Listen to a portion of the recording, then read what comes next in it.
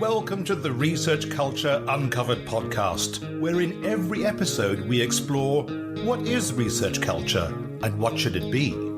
You'll hear thoughts and opinions from a range of contributors to help you change research culture into what you want it to be. Hello, I'm Tony Bromley and welcome to Season 2 of the Research Culture Uncovered podcast.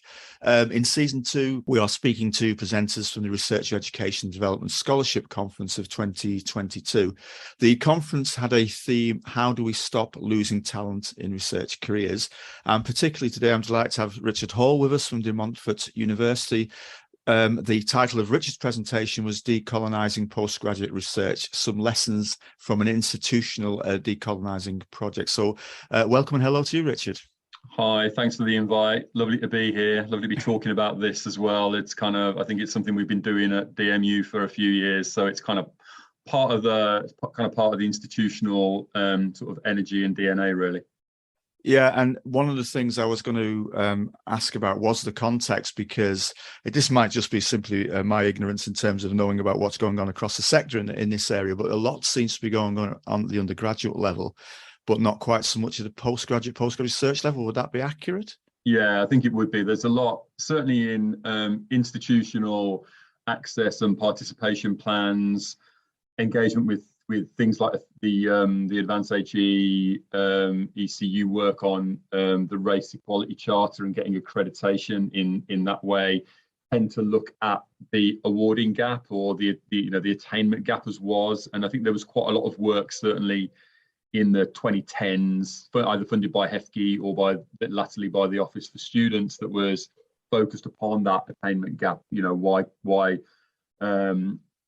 I guess the label would have been Black and Black, Asian, minority, ethnic, BAME students. Why those students were less likely to get good quality honours, so first or 2-1s, than their white counterparts. And there was a kind of a very heavy focus on undergrad. I guess in part because a lot of the national culture focuses upon value for money of degrees, the value of a degree, outcomes, student outcomes, yes, all of that kind of stuff. So yeah, there had been less, not to say there was no work, but less visible work on, and certainly less noise publicly, I guess, on postgraduate research, but also, I guess, on kind of institutional research environments and cultures. Yeah, so it's the broader picture. So in terms of your involvement, when did your involvement really come in onto this? Or is this something that you yourself have grabbed a hold of and led institutionally? How did you come into this? Yeah, in relation to the research, the postgraduate research side, decolonising on the PGR side. Yeah, we had we were involved in an OFS, Office for Students funded thing that closed out in 2019, and that was a partnership, a sort of a national sort of partnership. Really, it was led by Kingston, and we were looking at value added and inclusive curriculum design at undergraduate level. When we then decided as an institution that more work needed to be done structurally in terms of structures, cultures and practices beyond undergraduate, really to kind of look to move an agenda forward in relation to decolonising as a process, not to define what decolonised looks like, but to talk about, I guess, some kind of the characteristics of what a process of decolonising might look like within an institution. And therefore we would have to break this down to look at the broader student experience. We would want to be engaging with staff. We would want to be looking at issues to do with kind of library service provision, that kind of thing, and institutional level stuff that was happening in relation to kind of policy and strategy and governance, but also research.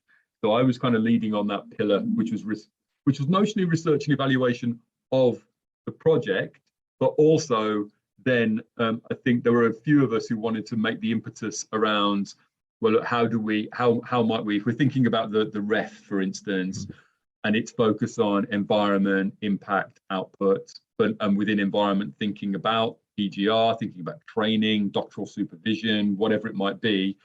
What might this process, moving beyond EDI towards process of kind of decolonising, what might that look like then? Which then enables us to do work in relation to, for instance, research ethics, that kind of space, or in relation to kind of theory, different methodologies or methodological approaches we might take. We could do work in that space. That's got renewed again in this kind of the second incarnation of our Decolonising DMU project, because we've now got, rather than these pillars, we've got 4 commitments, and one of those is on equity in education and research. So we're very deliberately got some targets in relation to that. I mean, that in itself we can talk about later if you want, is a kind of an issue, having where you've got a very process focused kind of developmental relational engagement like decolonising, but you try and project manage it because all institutions want to put targets and deliverables in. We've got those, but yeah, I think part of the research thing has emerged because individuals see it as being important, but also because whilst we're a university that is teaching intensive and research active, there is still a very strong commitment to research, you know. Yeah, because I just wondered just to unpick things, because there's complexities within this. Yeah. In terms of the curriculum side of things at undergraduate level, I'm probably being simplistic, but it seems like a simple thing to get a hold of, right? Somebody has a curriculum as a starting point. We can look at what the content of that curriculum is. Now, what does curriculum mean at the postgraduate research side? Because we don't, and actually colleagues talk about the hidden curriculum, so perhaps we have got a curriculum in a sense. So what are the main issues at the postgraduate research side that may not necessarily be as obvious as when you have a starting point at an undergraduate level? I think you're right. It is a really great point you make, but it feels easier to get a hold of at undergraduate level because there has been quite a lot of very visible discussion and dialogue around the reading list, around which authors should make it onto those lists. A lot of heat and not a lot of light at times around that, I think, and who's being cancelled, and is this part of some kind of woke agenda, and all of that. Yeah. Some of the stuff that doesn't get thought about in the undergraduate curriculum also comes in through, I think, into the postgrad curriculum, and that might be around transitions and how we support transitions into and through study, and who is certainly within the context of that, how, in terms of PGR, what supervisory teams, how they're constructed, and how that plays out.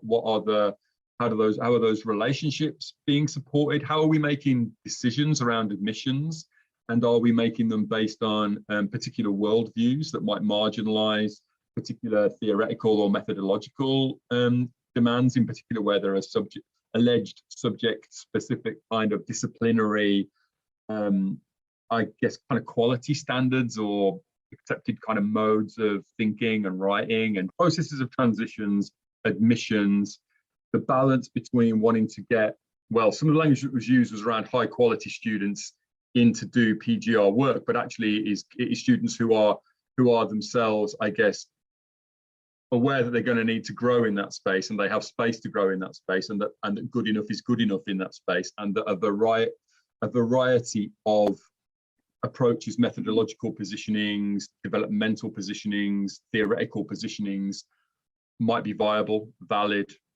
authentic with it for a particular kind of project. So thinking about that kind of transition moment, about research ethics in that space as well. And we see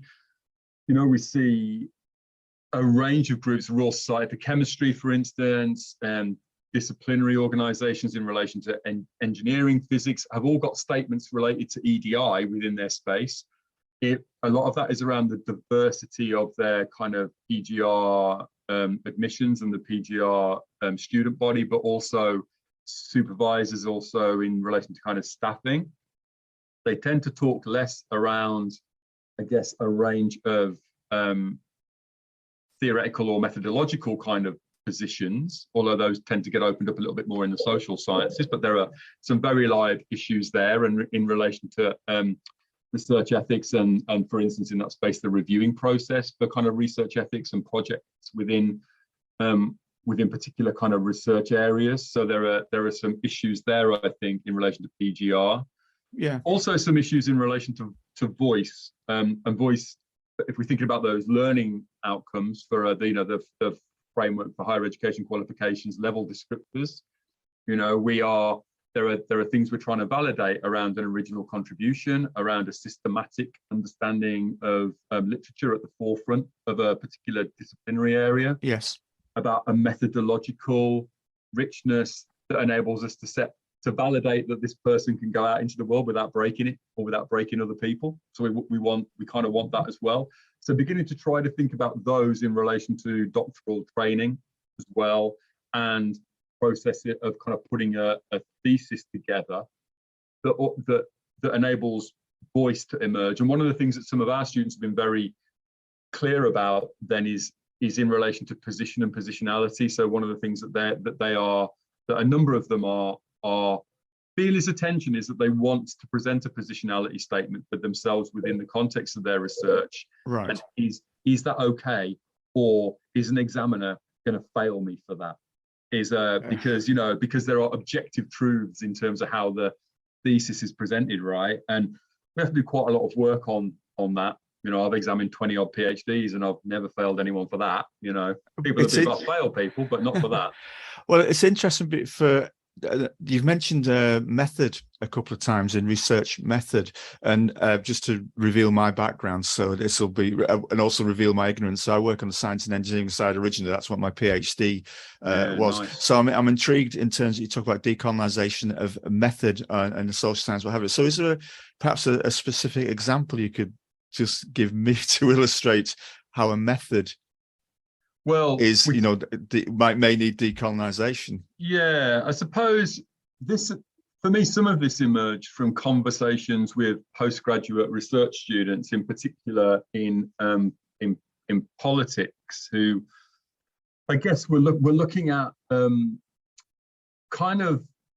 we're questioning or critiquing, and some of this also connects to work that's been done on indigenous and decolonial approaches to research methods. Some of the work of people like Linda Tuhuai-Smith and Eve Tuck, who have, or even I guess, who wrote Disordered Cosmos, Chandra Peskod over in the States, who writes about, she's kind of one of the first astrophysics PhDs over in the States, and Disordered Cosmos is brilliant because she writes about the intersection of her race, her queerness, her scientific method and scientific approach, talks about kind of Western ontological and epistemological outlook. So how are we thinking about knowledge? How are we thinking about knowledge production? How are we conceptualizing that? How are we ordering that in order to understand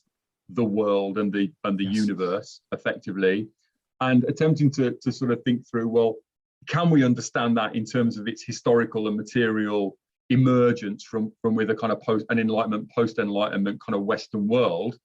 How if we were to think about that in a more relativistic way, how might that enable us to think about knowledge or ways of knowing the universe? And I think people like Carlo Moretti, actually, when they're thinking about relational quantum mechanics, begin to think about this a little bit more. Right. Certainly in thinking about the way in which the world is constructed, not just objectively, but there's a kind of a deep subjective, cultural, communal element to the ways in which we understand social phenomena and also potentially scientific phenomena within that space. So our students are coming back to us and sort of talking about this. You know, there are these disciplinary norms that talk about, I don't know, social constructivism, interpretivism, post-positivism, whatever. They want to do these things. Yeah. They want to do these things in a kind of almost a very linear way. But we see the kind of construction of our projects in a much more relational way that might be much more metabolic rather than kind of fixed in their relationships. And how do we discuss that within the context of our methodology, of our kind of methodological approaches, in order to kind of almost disrupt standard views of kind of epistemology and ontology? And this isn't coming then, we're not necessarily seeing our kind of focus on decolonising there as specifically in relation to Black and ethnically minoritized individuals, but also in terms, I guess, of thinking about equality, which we might then apply to a whole range of identities, not an intersectional kind of identity markers, you know. within that space. No, it's absolutely fascinating stuff. And of course, we've only got a relatively short space of time in this podcast. And it's certainly, I feel like this is an entire podcast series in terms of unpicking all the aspects you've said. In the show notes, if you have show notes, I can Yes. ping you 2 or 3 links to things that I've read that have really been important to me by, Yes. and I think they will really help your listeners. That would be great. We will have show notes, so people listening, have a look at the show notes. I'm thinking now to just bring things together. One question would be a straightforward question. If somebody else was starting out today and thinking, right, we do need to look at our postgrad research, we do need to look at decolonising, where would you suggest they start? How did they get you? Did you get a group together? Universities, we do love our committees. Where would you start with this? What would be your sort of guidance? We have quite a lot of people who are very negative about this as well, and have pushed back quite strongly, and clearly people are on a continuum in their engagement with this, and we want to encourage those conversations. I have tended to go in the first instance where the energy is, where the positive energy is, because at times we know that our institutions can be quite difficult places for some of us to kind of exist in. Workload pressures, issues in relation to kind of well-being, some of the relationship stuff. We've just seen a vote for kind of action from UCU. So I think it is important to be generative in our engagements and relationships. So we set up a network effectively in relation to research centres and institutes that I knew were friendly. I know there are some that are less friendly, but I knew that there were some that were definitely friendly. So we have for instance, Centre for Reproduction Research, Centre for Computing and Social Responsibility, Centre for Criminology, Community Education, Social Justice, Urban Research on Austerity. We knew that there was work that was happening there that was that was engaged in EDI or decolonising work in relation to the process of building a research culture, or they were actually doing the content of their work was in relation to this. So in CCSR, in our Computing and Social Responsibility area, they were doing quite a lot of work on artificial intelligence in the global south and ways in which we might reconceptualize that. So there was the content happening there that was impactful, but they were also doing some quite significant work with their PhD students and their PhD culture in terms of making that much more kind of horizontal and beginning to work against privilege in that space and think about voice. So we went to some friendlies, and that was important. In order to define what we might do from there, we built a self-audit tool for research institutes, which is not about monitoring from the centre. I'm not interested in the outcomes of that. I'm interested in discussing the outcomes, but that focuses on environment, impact, public engagement, outputs, doctoral stuff, so it's got a checklist for people. So I would suggest that get groups together, either in schools or faculties or whatever, who can at least out and discuss baseline where you are, and then where you might want to go, knowing that this is that we deliberate where we might want to go, what we might want to focus on. We move, we deliberate again. We move, we deliberate again. We do want to kind of build that moment of kind of dialogue, and I think if you can get sort of PGR students in there to lead with some of that. I've got some PGR students who have co-produced.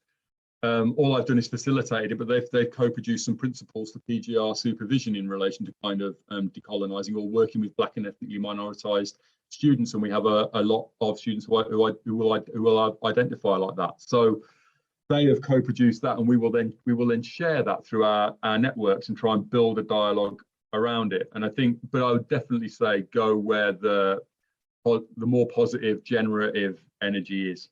Excellent. And I just wondered, just again pull things into summary. Was there one or two things that you must have achieved things?